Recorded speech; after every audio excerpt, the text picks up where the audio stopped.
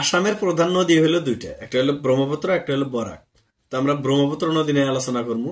ব্রহ্মপুত্র নদীটা চীনের মিডিলে একটা অংশ আছে, ওটা হচ্ছে তিব্বত। আর তিব্বতটা হইতেছে একটা অটোনমাস স্টেট।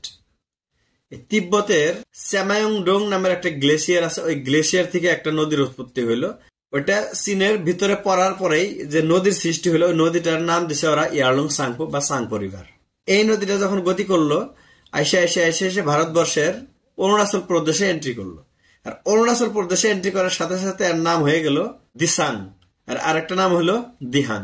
এই দিসাং বা দিহাং নদীতে অরুণাচল প্রদেশেরই আরো দুইটা নদী এসে লগ লাগে, একটা হলো লোহিত, একটা হলো দিবাং।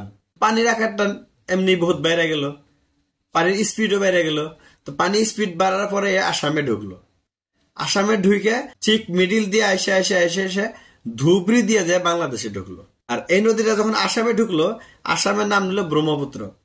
আর আসাম থেকে যখন বাংলাদেশে গেল তখন নাম হলো এর যমুনা।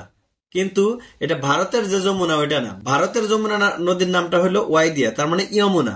আর বাংলাদেশের যে নদীটা ওর নাম হলো যমুনা। আর বাংলাদেশের যে যমুনা নদী আছে, এই নদীতে আমাদের ভারতের সিকিম থেকে একটা নদী ঢুকছে, ওটার নাম হলো তিস্তা। এই তিস্তা নদী যায় এই যমুনা নদী মানে আমগরের দেশের যেটা ব্রহ্মপুত্র নদী, এই নদীতে লগ লাগলো।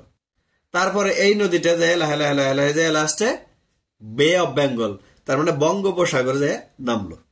এই আসছিল আমগর ব্রহ্মপুত্র নদীর অরিজিনেট হওয়ার স্থান আর ডেস্টিনেশন। Thank you.